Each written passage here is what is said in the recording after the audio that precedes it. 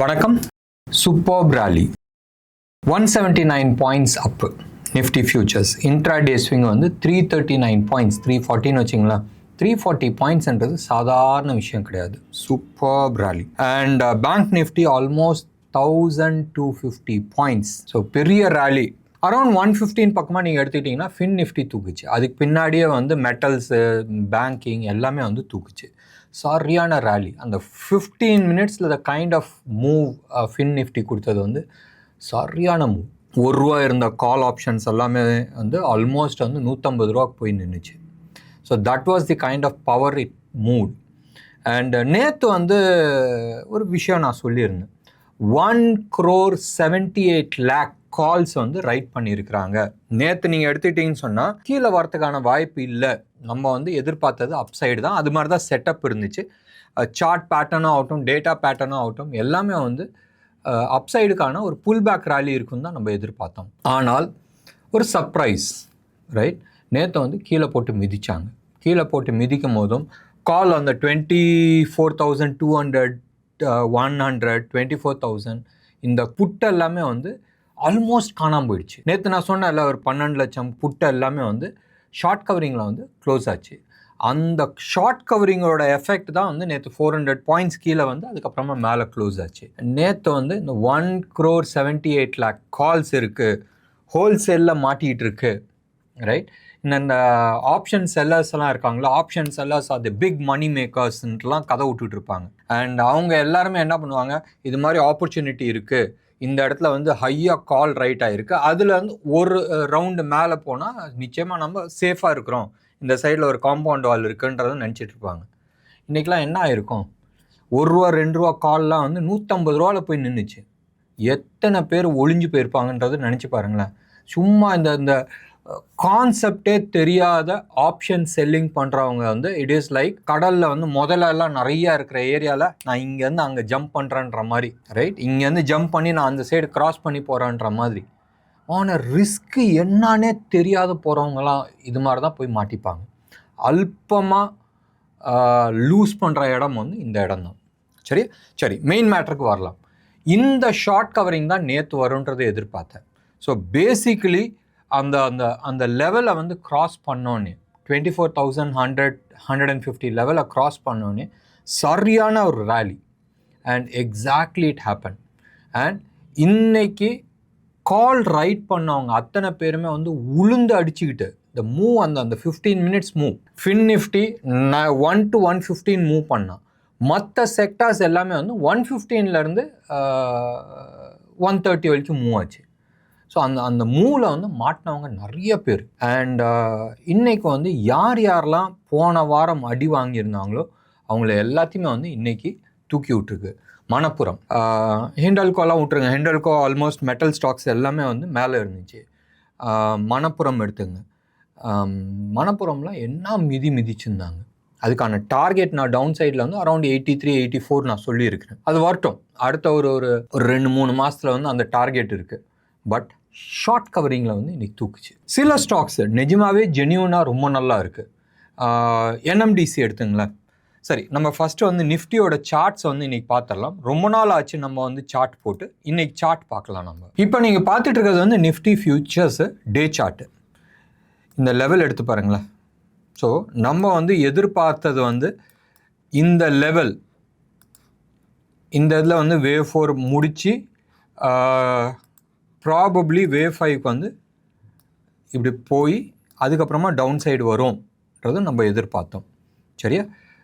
அது நடக்கலை. அடுத்தது வந்து ஒரு புல் பேக் ரேலி இல்லை. சரி, மார்க்கெட் இப்படி வந்துச்சு. இந்த ஜோனு கீழே உடைக்கும் போதும் சரி, இங்கே ஏமாத்தின மாதிரி இங்கேயும் ஏமாற்றி இருக்கிறான்றது நம்ம எதிர்பார்த்தோம். பட் இன்றைக்கி நீங்கள் எடுத்துக்கிட்டீங்கன்னு சொன்னால் அந்த இது மதிச்சு எந்த லெவலில், சரி, சம்வேர் க்ளோஸ் டு அபவுட் 23,850 அந்த லெவலை வந்து மறுபடியும் டெஸ்ட் பண்ணிக்கிட்டே இருக்குது. அண்ட் டெஸ்ட் பண்ணுறதுக்கான விளைவுகள் என்ன ஆகுது, அந்த இடத்துல நிறையா வந்து உங்களுக்கு சப்போர்ட் வந்து க்ரியேட் ஆகிருக்கு. ஏற்கனவே வந்து இந்த ஆகஸ்ட்டு மேலே போகும்போதும் அந்த லெவல்லாம் வந்து நிறைய சப்போர்ட் கொடுத்துருக்கு.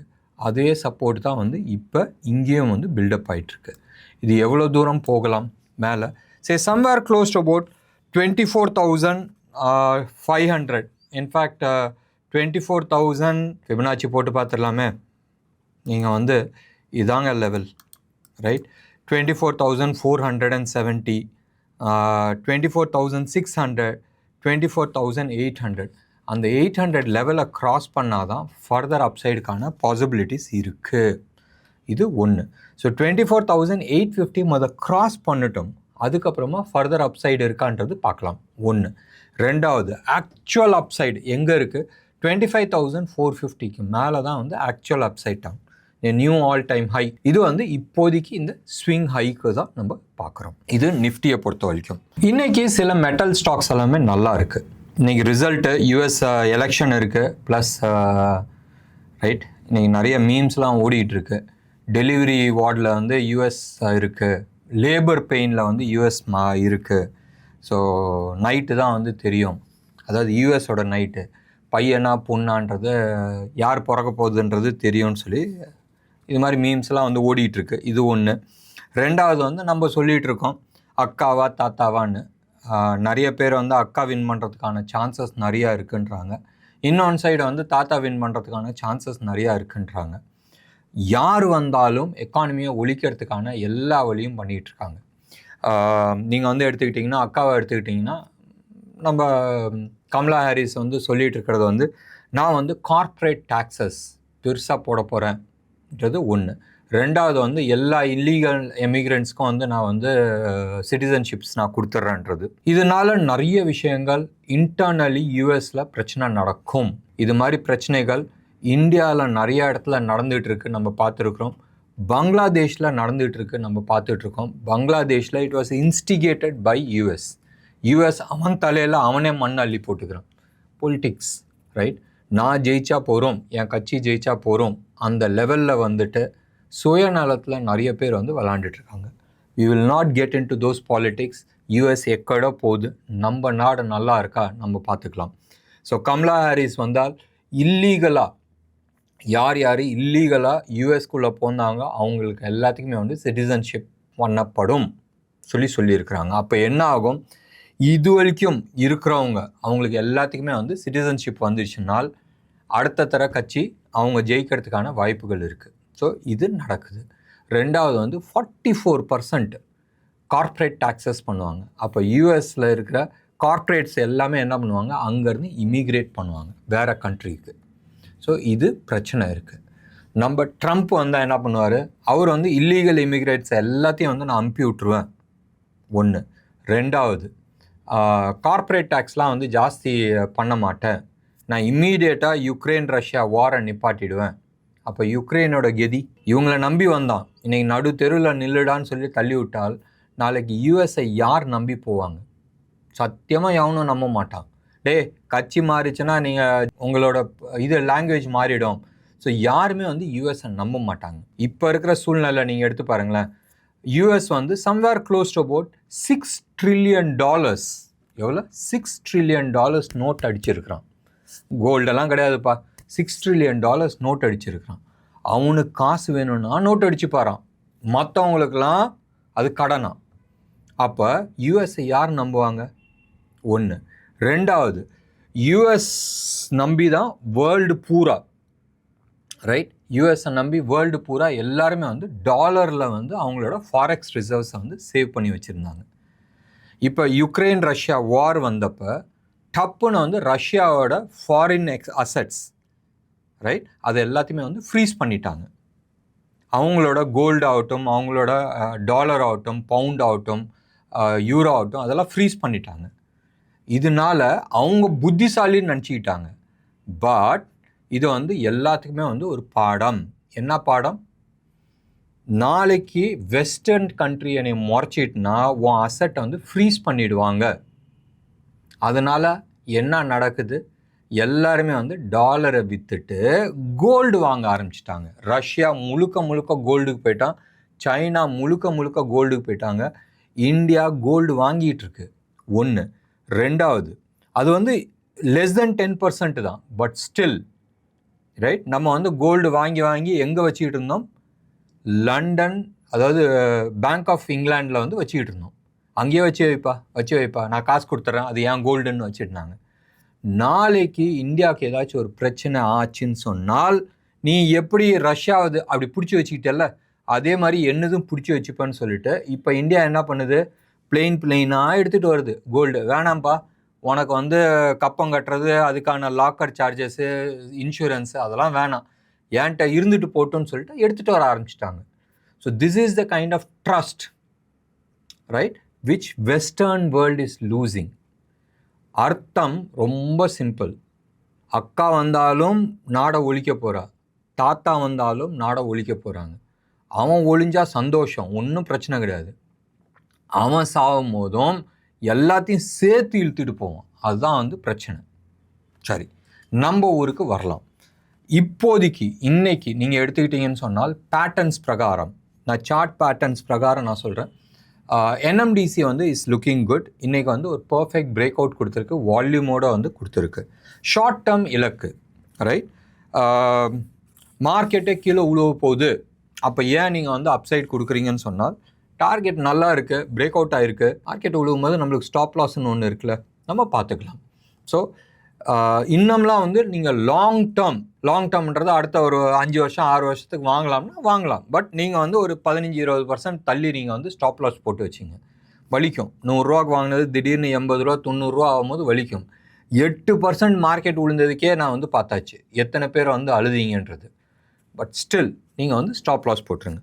இப்போ நீங்கள் வந்து பார்த்துட்டு இருக்கிறது வந்து NMDC நீங்கள் வந்து பார்த்தீங்கன்னா இன்றைக்கி வந்து ஒரு நல்ல ஒரு பார் கொடுத்துருக்கு.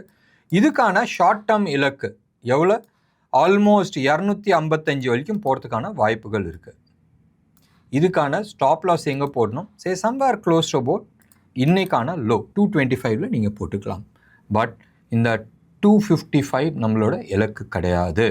டிப்பிக்கலாக நீங்கள் வந்து வீக்லி சார்ட் நீங்கள் போட்டு பார்த்தீங்கன்னு சொன்னால் பியூட்டிஃபுல்லாக இருக்குது. வீக்லி சார்ட்டில் பிரேக் அவுட் ஆகிருக்கிறது வந்து க்ளீனாக காட்டுது. இதுக்கான இலக்கு வந்து சம்வேர் க்ளோஸ் அபவுட் 305 306 வரைக்கும் போகிறதுக்கான வாய்ப்புகள் இருக்குது. அடுத்த ஒரு 3-6 மாதத்துக்குள்ளே அந்த லெவல் போகிறதுக்கான வாய்ப்புகள் நிறையா இருக்குது. ஞாபகம் வச்சுங்க, ஒவ்வொரு டைமும் அந்த ஸ்டாப் லாஸ் மெயின்டைன் பண்ணிங்க.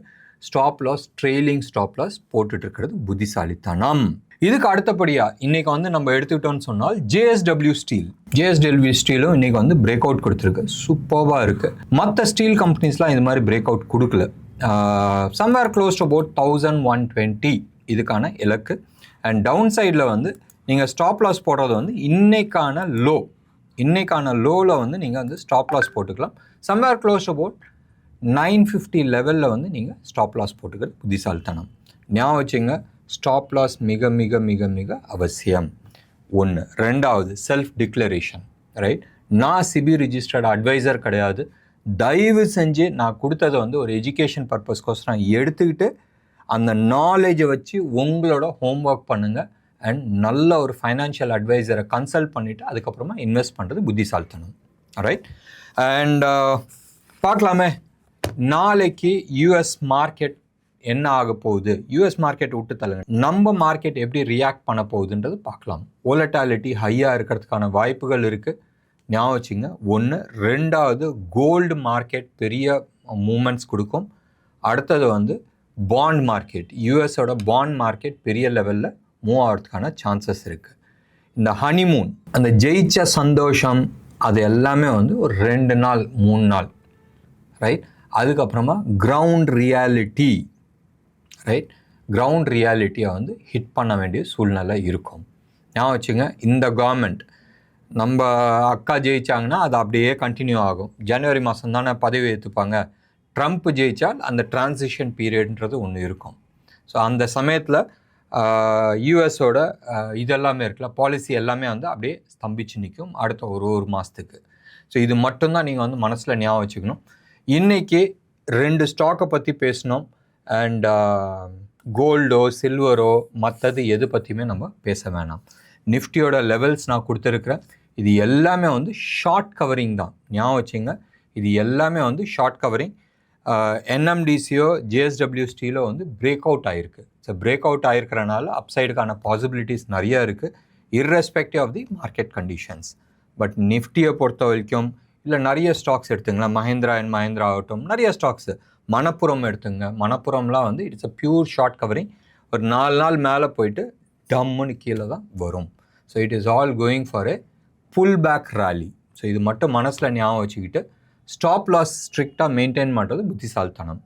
என்ன நேர்களே, இன்னைக்கு ப்ரோக்ராம் உங்களுக்கு பிடிச்சிருந்துச்சுன்னா லைக் பண்ணுங்கள், ஷேர் பண்ணுங்கள். டெஃபினட்டாக உங்களோட கமெண்ட் பாக்ஸில் கொடுங்க. நன்றி, வணக்கம்.